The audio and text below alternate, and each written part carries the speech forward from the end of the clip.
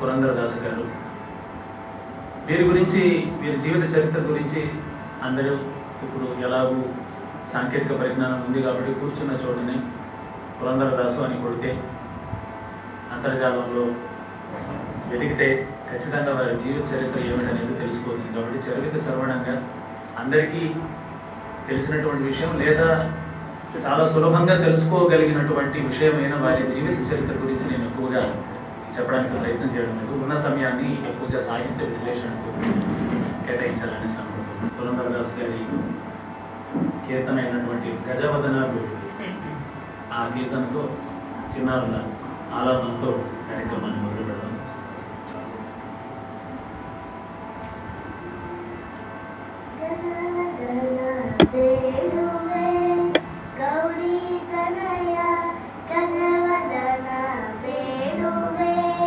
గౌరీ తనయ త్రిజగవందితనే సుజనర కోరేవానే గజవదన వేణువే పాశాంకుశధర పరమ పవిత్ర పాశాంకుశధర పరమ పవిత్ర మూషకవాహన మునిజన ప్రేమ మూషకవాహన మునిజన ప్రేమ గజవదన వేణువే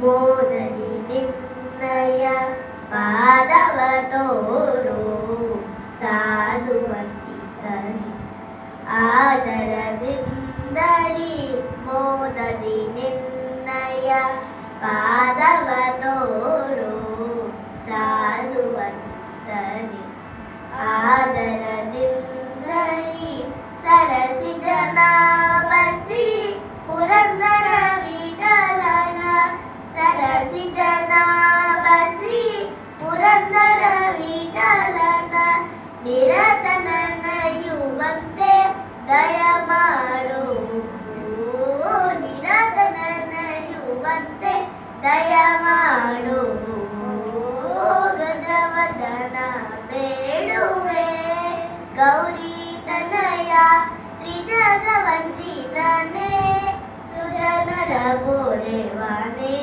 గజవదన వేణువే వేణువే వేణువే.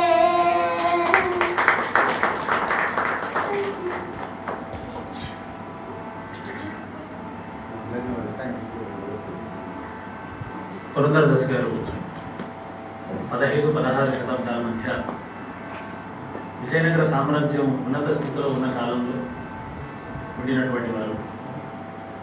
అన్నమాచార్యుల వారికి సమకాలీకులు అనే ఒక మాట ఉంది, కానీ చారిత్రకంగా అది సరిపోలేదు. ఎందుకంటే అన్నమాచార్యుల వారు పరంపరించే సమయానికంటే 1502 నాటికి పురంధరదాసు గారి వయసు 16 నుంచి 18 సంవత్సరాల లోపే ఉండి ఉంటుంది.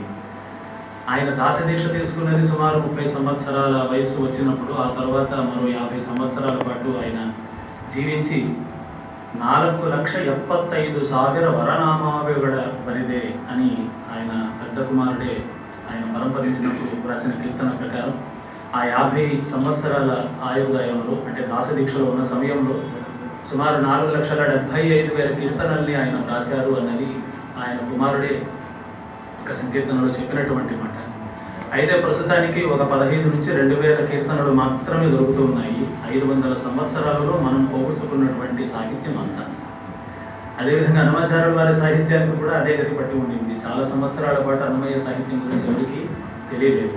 తాడపల్లి అనంతకృష్ణ శర్మ గారు, సాధు సుబ్రహ్మణ్య శాస్త్రి గారు, వెటూరి ప్రభాకర శాస్త్రి గారు లాంటి వారు మహానుభావులు కాలిక బలపం పెట్టుకుని నడుము మెరగొట్టుకుని తిరిగితే కానీ మనకు అన్నమాచార్య సాహిత్యం మనదాకా దక్కలేదు. ఆ విధంగా పురంధరదాసు గారి సాహిత్యం కూడా చాలా మటుకు కాలగర్భంలో కలిసిపోయింది, కొంత మిగిలి ఉంది. అయితే కాలగర్భంలో ఎందుకు కలిసిపోయింది అంటే ఇక్కడ ఉన్నటువంటి యువకులను చూస్తే నాకు చాలా సంతోషం వేసింది. చాలామంది యువత యువకులు ఇక్కడ ఉండడం, అందరూ పెద్దవాళ్ళు ఉంటారు, నాలాగా జుట్టు ఊడిపోయిన వాళ్ళు, ఉన్న జుట్టు తెల్లబడిన వాళ్ళే ఉంటారేమో అని అనుకున్నాను. కానీ ఈ కార్యక్రమానికి వస్తే ముందు వరుసలో కుర్రవాళ్ళు ఉండడం చాలా సంతోషం. ఈ యువతరం అనేది ఆ వెనకటి తరం యొక్క ఆ సంగీత సాహిత్యాన్ని, జ్ఞానాన్ని, ఆ పరంపరను కొనసాగించాల్సిన బాధ్యతను తీసుకోవాల్సి ఉంది. అయితే వాళ్ళకి ఇది బాధ్యత అని చెప్పేటటువంటి బాధ్యత కూడా తల్లిదండ్రులపై ఉంది. ఈ ఇద్దరిలో ఒకరు కానీ లేకపోతే ఇద్దరు కానీ ఆ బాధ్యతను తీసుకోకపోతేనే ఇలాంటి సాంస్కృతిక ప్రమాదాలు జరిగే అవకాశం ఉంది. సాహిత్యాన్ని, జ్ఞానాన్ని పోగొట్టుకోవడం అనేది. మా అమ్మమ్మ గారికి సుమారు 300కు పైగా కీర్తనలు నోటికి వచ్చేవి. ఆవిడ చదువుకున్నది 4వ తరగతి వరకే. కానీ ఆవిడకు 300 కీర్తనలు. అది కాకుండా సుళాదులు అనేసి ఒక ప్రక్రియ ఉంది, ఉగాభోగం అని ఇంకొక ప్రక్రియ ఉంది. వీటన్నింటినీ అవి కూడా కొన్ని వందల దాకా వచ్చేది ఆవిడకు. అయితే మా అమ్మగారికి వచ్చేసరికి అది ఒక 100, 150కి పరిమితం అయ్యాయి.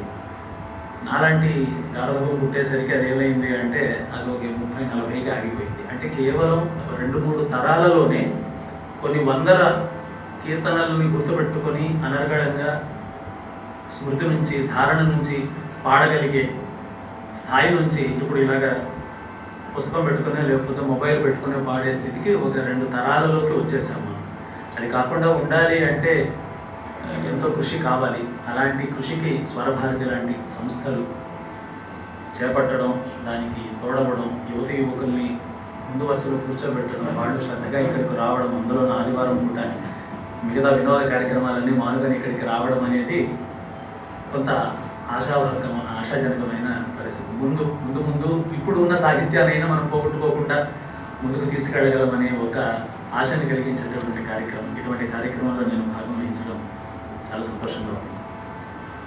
ఈ విధంగా 4,75,000 కీర్తనలను వ్రాసినటువంటి పురంధరదాసు గారి సాహిత్య వైభవం, సాహిత్య వైశిష్టం ఏమిటి అని అంటే అది నాలాంటి అనుభవుడు చెప్పడం అనేది మరి గుడివాడు ప్రపంచం యొక్క అందాన్ని వర్ణించినట్టుగానే అవుతుంది. సూర్యుడికి దివిటీని చూపించి ఇది సూర్యుడు అని పరిచయం చేసినట్టుగా అవుతుంది. అయితే యథామతి యథాయోగంగా కార్యక్రమాన్ని నిర్వహించే ప్రయత్నం చేస్తాను. పురంధరదాస్ గారు ఈ 4,75,000 కీర్తనలు 5 లక్షలు రాయాలనేది వారి సంకల్పం. కానీ భగవంతుడి సంకల్పం ఎలా ఉండిందో అలాగే ఆయన పురంధరదాస్ గారు చెప్పినట్టుగా హరిచిత్త సత్య హరిచిత్త నరచిత్త విద్దంతే నడియాదు లవలేశ. ఏదైనా సరే నాహం కర్త హరికర్త తత్పూజాచ కర్మజాఖిలం అని మధ్వాచార్యులు గారు చెప్పినట్టుగా ఏదైనా సరే భగవంతుడి యొక్క సంకల్పానుసారం జరుగుతుంది. ఆ విధంగా ఆయన నరచిత్తం సంకల్పం చేసింది. ఏమని 5 లక్షల కీర్తనలను వ్రాసి ఆ కీర్తన పుష్పాలతో శ్రీహరిని పూజించాలి అని. కానీ అందులో మొదటి 35 సంవత్సరాల పాటు కేవలం లౌకికమైన వ్యవహారంలోనే గడిచిపోయింది. నవకోటి నారాయణ అని ఆయనకు బిరుదు ఉండేది. ఆ కాలంలోనే 9 కోట్ల రూపాయల ఆస్తికి ఆయన అధిపతిగా ఉండేవారు. విజయనగర చక్రవర్తి అప్పు కావాలంటే కూడా ఇవ్వగలిగే స్థాయి ఆయనది. ఆ విధంగా ఒక 30 సంవత్సరాల పాటు లౌకిక జీవితాన్ని గడిపినటువంటి వారు తరువాత ఒక క్షణం కూడా వ్యర్థం చేయకుండా ఏ విధంగా అయితే ప్రహ్లాదుడు క్షణార్థమపి వ్యర్థం ననేయు అని భాగవతంలో రాక్షస బాలకులకు ఉపదేశం చేస్తాడు, ఒక క్షణంలో సగభాగాన్ని కూడా వ్యర్థం చేసుకోకుండా సాధనలో గడపండి అని ఉపదేశం చేశారు. ఆ ప్రహ్లాదుడికి మరి ఈయన మూల రూపంలో గురువు గారు. ఎందుకంటే నారదాంశ సంభూతులు అనేసి ప్రకీర్తి. నారదరే ఈ రూపದಿಂದಲೇ చారు దర్శన తోరిదే గురు పురంధర దాసరే ನಿಮ್ಮ చరణ కమలగడ నంబిదే అని తర్వాత శిష్యవర్గం అంతా కూడా ఆయనను పొగడడం. అదేవిధంగా న్యాయయోగి త్యాగయ్య గారు కూడా పురంధరదాస గారు తనకు గురువని, వారు నారదాంశ సంభూతులు అనేసి నిన్న మొన్నటి మన కాలానికి అత్యంత సమీపంగా ఉన్న నాదయోగి త్యాగయ్య గారు కూడా చెప్పడం వల్ల ఆ విధంగా ఏ నారదుడైతే ప్రహ్లాదుడికి ఉపదేశం చేశారో గర్భస్థ శిశువుగా ఉన్నప్పుడు, ఆ నారదుడే భూలోకానికి వచ్చినప్పుడు 30 సంవత్సరాల పాటు విలువైన సమయాన్ని లౌకిక వ్యవహారంలో డబ్బులు గడించల్లో గడిపేశారు. అంటే దేవాది దేవతలకే లౌకిక వ్యామోహం భూమిపైన వచ్చినప్పుడు, ఈ మానుషాన్నం తిన్నప్పుడు బుద్ధి భ్రమిస్తుంది. అంటే మనలాంటి సాధారణ మనుష్యుల గతి ఏమిటి అన్నది మనం ప్రశ్నించుకోవాలి. మనకు కస్య ప్రియం స్తమకామం పదే పదే కస్మై దిశామర్థం కస్మాదస్మత్ ప్రయోజనం. ఎందుకు ఇక్కడికి వచ్చాము, ఏమిటి మన వల్ల ప్రయోజనం, ఈ మానవ దేహం ఎందుకు, ఈ మానవ జీవితం యొక్క పరమార్థం ఏమిటి, దీని లక్ష్యం ఏమిటి అని ఎవరికి వారు ప్రశ్నలు వేసుకోవలసినటువంటి సందర్భం ఈ మానవ జన్మ. నక్కకు నాలుక ఉంది, కుక్కకు నాలుక ఉంది, గాడిదకు నాలుక ఉంది, మనిషికి నాలుక ఉంది, కోడికి నాలుక ఉంది. వీటన్నింటిని ఒకచోట నిలబెట్టి నారాయణ అని అనమంటే ఒకే ఒక్క నాలుక మాత్రమే ఆ శబ్దాన్ని ఉచ్చరించగలదు. అంటే నాలుక ఉండి నారాయణ నామాన్ని పలకగలిగేటటువంటి సామర్థ్యం ఒకే ఒక నాలుకకు ఉంది. ఆ నాలుక ఏమిటో అందరికీ తెలుసు మనకి. కాబట్టి నరజన్మ బంధాగ నాలిగే ఇరువాగా నారాయణాయ ఎనబాలదే అనే దాసలు అంటారు. అంటే నరజన్మ వచ్చింది కానీ నాలుక కూడా ఉంది, కానీ పక్షవాతం వచ్చింది. నారాయణ అని అనమంటే అని అంటుంది, కానీ ఆ నాలుక నారాయణ అని నేరుగా అనలేదు. కాబట్టి తత్రాపి జన్మ శతకోటిషు మానవత్వం, అనేక కోటి నీచ యోనుల్లో పుట్టి వచ్చిన తరువాత దొరికినటువంటి ఈ మానవ దేహాన్ని, అందులోనూ మరీ ముఖ్యంగా నాలుక భద్రంగా ఉన్న సమయంలో కనీసం 45 నిమిషాలకు ఒకసారైనా నారాయణ అనమని శాస్త్రాలు చదువుతూ ఉన్నాయి. ఒక ముహూర్త కాలం గడిపిన తర్వాత లౌకిక వ్యవహారంలో కనీసం హరినారాయణ గోవింద అనేసి ఒక 3 మాటలైనా, లేదా మన ఇష్ట దైవాలను స్మరించుకోవాలి అనేసి పెద్దలు శాస్త్రాలు చెబుతూ ఉన్నాయి.